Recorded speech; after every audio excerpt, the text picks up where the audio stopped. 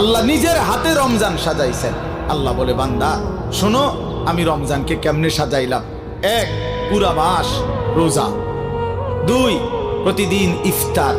3, প্রতিদিন সাহারি। 4, প্রতিদিন 20 রাকাত তারাবি। 5, শেষ দশকে এতেকাফ।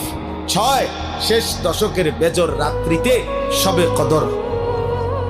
এরপরে 7, একটা নফল একটা ফরজের সমান। 8, একটা ফরজ 70টা ফরজের সমান। 9, প্রথম দশক রহমত। 10, মাঝখানের দশক মাগফিরাত। 11, শেষ দশক জাহান্নাম থেকে মুক্তি।